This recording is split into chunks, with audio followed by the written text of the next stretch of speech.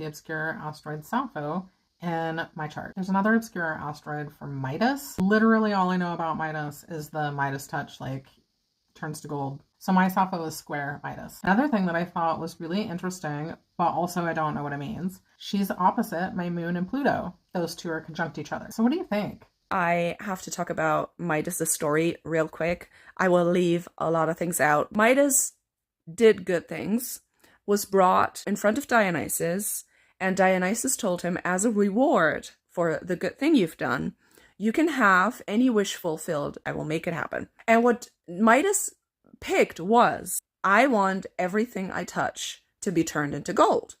So Dionysus was like, okay, great, here you go, have it. There was joy, there was laughter, Midas loved it. He touched a tree and it turned into gold and it was really awesome. But pretty soon after that, he realized that he might have made a mistake because he tried to eat food, the food got turned into gold. He tried to drink wine, the wine got turned into gold. So he couldn't eat, he couldn't drink, he couldn't touch another person because the other person would also be turned into gold.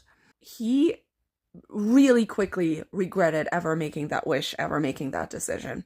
So what that asteroid therefore represents is, yes, to a certain degree, everything we touch turns into gold, but even more so than that, it represents regret, and specifically regretting our own decisions, our own wishes, the things we want and then we get, and then they turn out to be not actually that great for us. So the fact that you have Sappho in a square with that just gives me, you don't have that. You don't have regrets when it comes to the relationship, especially the gay relationships that you have had and will have.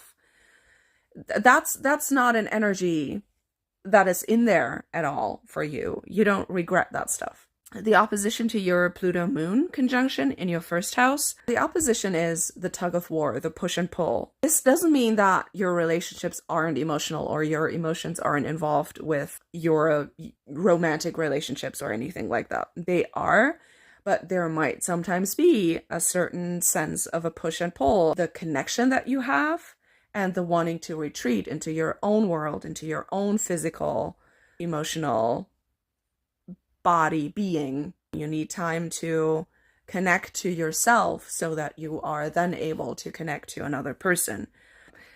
That is very important for you. You need to be able to connect to yourself so that you can connect to another person.